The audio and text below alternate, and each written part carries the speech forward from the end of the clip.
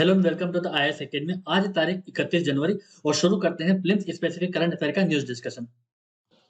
हमारी पहली news Mughal garden को लेकर है। अब ये जो मुगल गार्डन है, ये राष्ट्रपति भवन में है और अभी न्यूज़ में इसलिए क्योंकि इस मुगल गार्डन का नाम बदल कर अब इसे अमृत उद्यान कर दिया गया है। मतलब अब से इसका नाम अमृत उद्यान होगा। तो हमें इसी अमृत उद्यान के बारे में कुछ बेसिक फैक्ट पता होना चाहिए। तो सबसे पहला क्वेश्चन अगर ये आता है कि इसे मुगल गार्डन ही क्यों बोला गया था? ठीक है? तो मुगल गार्डन बोलने का जो मेन एसेंस ये है कि ये जो गार्डन है, ये 4 बाग शैली की तरह बनाया गया है, ठीक है? गार्डन को 4 सेक्शन में डिवाइड किया गया है। मतलब ये जो शैली है 4 बाग शैली, ये मुगल की शैली थी। मतलब ये पर्शियन स्टाइल था, इसलिए इसे मुगल गार्डन बोला जाता है। और दरअसल आप मुगल के काल में अगर आप देखोगे, तो वहाँ पर गार्डन को काफ़ी ज़्यादा इम्पोर्टेंस दी जाती थी। आपने देखा होगा ताजमहल में भी आपको गार्डन देखने को मिलेगा। और बाबरनामा की बुक में बाबर भी जो चारबाग स्टाइल था, जो पर्शियन चारबाग स्टाइल है गार्डन की, उसको काफ़ी इम्पोर्टेंस देता था वो। अब मुगल गार्डन के फीचर्स क्या हैं? एक तो ये चारबाग स्टाइल में बना हुआ है, ठीक है? मतलब ये इंटरसेक्शन किया गया है, तो जो गार्डन है वो 4 पार्ट में डिवाइड हो जाता है। चारबाग शैली को जनरली वो अर्थली यूटोपिया माना जाता है, मतलब जन्नत है, जहाँ पर ह्यूमन और नेचर एक दूसरे के साथ में को एग्जिस्ट करते हैं इन परफेक्ट हार्मनी। यहाँ पे वाटरवेज़ का यूज़ किया जाता है डिमार्केट करने में। जैसे आपको पता होगा ये गार्डन है, ये गार्डन है, तो बीच में क्या है? ये वाटरवेज़ होते हैं। और जो फाउंटेन्स लगे हैं टोटल 12 फाउंटेन्स हैं यहाँ पे, और ये जो 12 फाउंटेन्स है ये साइकिल ऑफ लाइफ को सिम्बलाइज़ करते हैं। अब राष्ट्रपति भवन में मुगल गार्डन कैसे आया? ये 1911 के बाद में जब ब्रिटिश ने अपनी जो कैपिटल थी, वो कलकत्ता से दिल्ली कर दी थी। तो जब यहाँ पर जो वाइसराय का हाउस जब कंस्ट्रक्ट किया गया, तो सर एडविन ल्यूटेंस के पास में पूरा जो आर्किटेक्चरल वर्क था, ये ल्यूटेंस ने इसको डिज़ाइन किया था। उसके बाद में ल्यूटेंस ने ही इस पूरा आर्किटेक्चर को यूरोपियन आर्किटेक्चर और इंडियन स्टाइल को मिक्स अप करके ये पूरा आर्किटेक्चर तैयार किया था। और जो लेडी हार्डिंग थी, उस वक़्त वाइसराय की जो बीवी थी, उन्होंने ये बोला था कि हमें मुगल स्टाइल का गार्डन चाहिए था। तो उनकी रिक्वेस्ट पे ये मुगल गार्डन बनाया गया था। यहाँ पे आपको 250 से ज़्यादा वैराइटीज़ के आपको हाइब्रिड रोज़ देखने को मिलेंगे और डिफरेंट टाइप के वो फ्लावर्स, प्लांट्स आपको यहाँ पर देखने को मिल जाएँगे। तो ये पूरी न्यूज़ हो गई मुगल गार्डन के बारे में। अब चलते हैं आगे। हमारी अगली न्यूज़ रामचरितमानस को लेकर है। जैसा आपको पता है कि रामचरितमानस को लेके कई सारे विवाद खड़े हुए हैं। क्योंकि अभी हाल ही में जो बिहार सरकार में जो मिनिस्टर है, उन्होंने रामचरितमानस के बारे में बताया है कि वो उसमें कुछ चीज़ें ऐसी हैं जो कि ऑब्जेक्शनेबल है, जो कि जो लोअर कास्ट के पीपल्स हैं, उनको वो डिग्रेड करती है। तो ऐसा उनका एलिगेशन था और आप उसके बाद दिल्ली में कई जगह रामचरितमानस को जलाया भी गया। तो इससे पूरा विवाद खड़ा हो गया, कुछ अरेस्ट भी हुए हैं। बट हमें यहाँ पे रामचरितमानस के बारे में बेसिक फैक्ट पता होना चाहिए। मतलब रामचरितमानस एक पोएम है जो कि 16th सेंचुरी में अवधी में लिखी गई थी। इसी वजह से ये काफ़ी ज़्यादा पॉपुलर हुई थी। इसमें टोटल 7 चैप्टर्स है, जिसे कांड बोला जाता है। प्रथम कांड, द्वितीय कांड, और इन 7 चैप्टर्स में जो भगवान राम होते हैं, उनकी स्टोरी बताई गई है। उनके जन्म से लेके जब वो अयोध्या के राजा बने थे, तब तक की पूरी कहानी इस पोएम के माध्यम से इन 7 चैप्टर्स में डिवाइड की गई है। और ये जो रामचरितमानस है, इसे रामायण के ऊपर बनाया गया है, जो कि वाल्मीकि ने लिखी थी। बट ये रामायण किसमें थी? ये संस्कृत में थी। और ये जो रामचरितमानस है, वो अवधी में थी। अब रामचरितमानस को किसने लिखा था? तुलसीदास जी ने, गोस्वामी तुलसीदास जी ने, जिनका ओरिजिनल नाम क्या था? राम भोला दुबे, जिन्होंने ये रामचरितमानस वाराणसी में गंगा नदी के किनारे ये बुक को कंपोज़ किया था। और तुलसीदास अकबर के कंटेम्परेरी थे और ये माना जाता है कि जो अकबर का जो कमांडर था बेरम खान, उसका जो लड़का था अब्दुल रहीम खान ए खानम, उनके साथ ये काफ़ी टच में थे। इनका मेजर कंट्रीब्यूशन ये है कि तुलसीदास जी ने जो रामचरितमानस लिखी, उससे जो लॉर्ड राम, भगवान राम का जो कैरेक्टर था, वो मास में गया, काफ़ी पॉपुलर हुआ। क्यों? क्योंकि इन्होंने जो रामचरितमानस लिखी, वो अवधी में लिखी। तो जो लोकल डायलेक्ट थे, जो अवधी डायलेक्ट थी, उससे लोग समझ पाए, पढ़ पाए, क्योंकि जो रामायण जो टेक्स्ट थी, वो संस्कृत में थी। तो उस वक़्त संस्कृत इतनी ज़्यादा पॉपुलर लैंग्वेज नहीं थी, क्योंकि लोग इतने तो संस्कृत जानते नहीं थे, पर अवधी सब लोग जानते थे। इस वजह से जो भगवान राम का जो करिश्मा था, वो घर-घर जाके लोगों को पता चला और भगवान राम में और काफ़ी श्रद्धा बढ़ती गई। इसका एक नुकसान ये हुआ कि जो संस्कृत स्कॉलर थे उस वक़्त के, उन्होंने तुलसीदास की जी का काफ़ी विरोध किया और उन्होंने अपने इस पेन को कवितावली में पूरा व्याख्यान किया। बताया कि कैसे जो संस्कृत स्कॉलर थे उन्होंने उनको परेशान किया था। वो उन्होंने अपनी बुक कवितावली में मेंशन किया था। तो ये पूरे बेसिक फैक्ट हो गए रामचरितमानस को लेकर। इससे यूपीएससी चाहेगी तो बेसिक फैक्ट पूछ सकती है कि रामचरितमानस किस लैंग्वेज में लिखी गई थी, इसे किसने कंपोज़ किया था, या फिर रामायण से कैसे ही डिफरेंट है, या फिर तुलसीदास जी के बारे में आपसे पूछ लिया जाएगा। तो बेसिक फैक्ट यही है। अब चलते हैं आगे।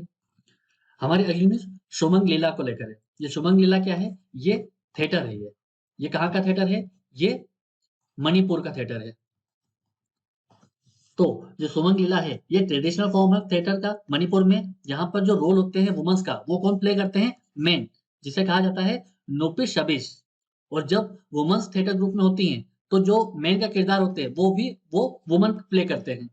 तो यहाँ पे हम सुमन लीला को अगर देखें, तो सुमन का मतलब यहाँ पर ओपन कोर्टयार्ड है और लीला का मतलब होता है नाटक या फिर प्ले। तो सुमन लीला का मतलब होता जो ओपन कोर्टयार्ड में परफॉर्म किया जाने वाला एक नाटक, प्ले या फिर थिएटर। इसका ओरिजिन ऐसे हुआ था कि इससे कॉमिक जिनर की तरह ओरिजिन हुआ था, जो कि किंग्स के सामने परफॉर्म किया जाता था।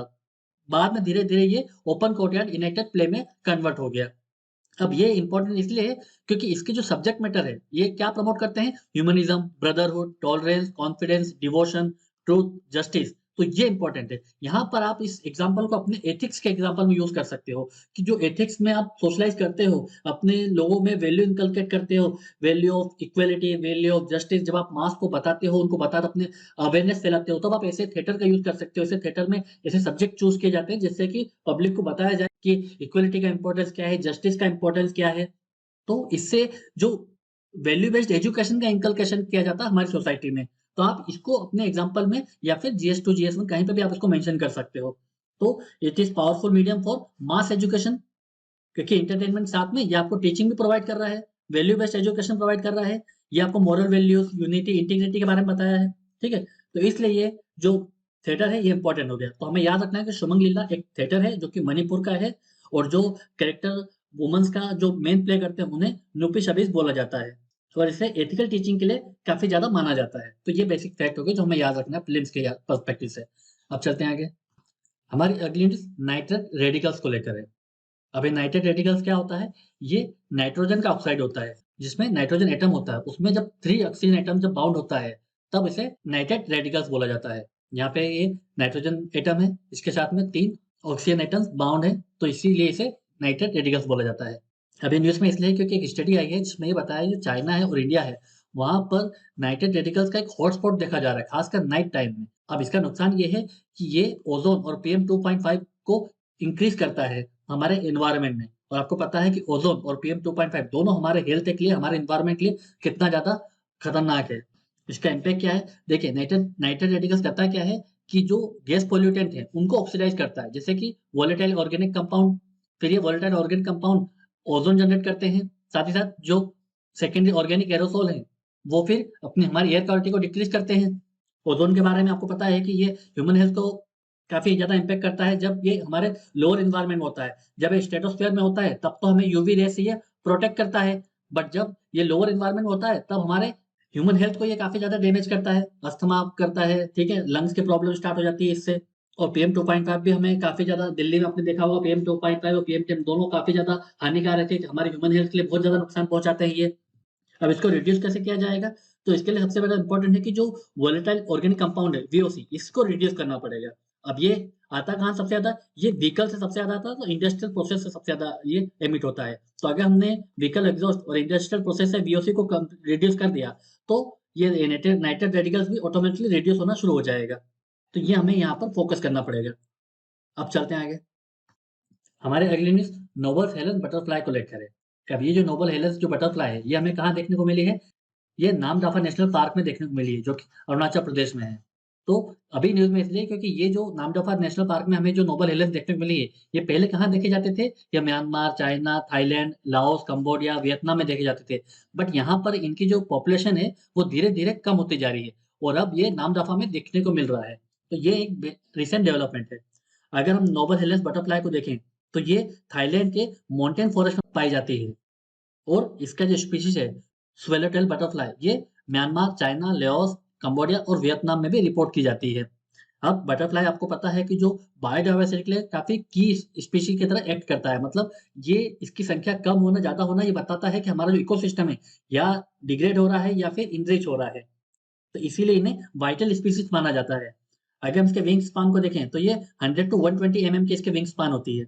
अगर हम नामदफा नेशनल पार्क की बात करें, तो ये भारत का चौथा सबसे बड़ा नेशनल पार्क है, जो कि अरुणाचल प्रदेश में है। ये इकलौता ऐसा नेशनल पार्क है वर्ल्ड का जहाँ पर आपको बिग कैट की 4 स्पीशीज़ मिलेंगी। कौन-कौन सी? टाइगर, लियोपार्ड, स्नट लियोपार्ड और क्लाउडेड लियोपार्ड। तो ये बेसिक फैक्ट है नामदफा का, जो कि अपने आप में काफ़ी यूनिक है। और ये जो नामदफा नेशनल पार्क है, ये फेमस किसके लिए है? नामदफा फ्लाइंग स्क्विरल के लिए। और ये जो फ्लाइंग स्क्विरल है, ये क्रिटिकली इंडेंजर में आती है आईयूसीएन की रेड लिस्ट में। और इसके बाद हुलॉक गिब्बन्स भी यहाँ पर पाए जाते हैं, जो कि इकलौता एप स्पीशीज़ जो है, वो हुलॉक गिब्बन्स है, जो कि अरुणाचल प्रदेश के नामदफा नेशनल पार्क में मिलता है। तो नामदफा नेशनल पार्क यूपीएससी ने पहले ही पूछा है, तो अभी भी पूछने की संभावना रहेगी क्योंकि अभी न्यूज़ में है इसलिए। तो हमें नामदफा नेशनल पार्क के बारे में अच्छे से पता होना चाहिए। अब चलते हैं आगे। अब एक प्रीवियस ईयर क्वेश्चन देख लेते हैं जो यूपीएससी ने 2020 में पूछा था।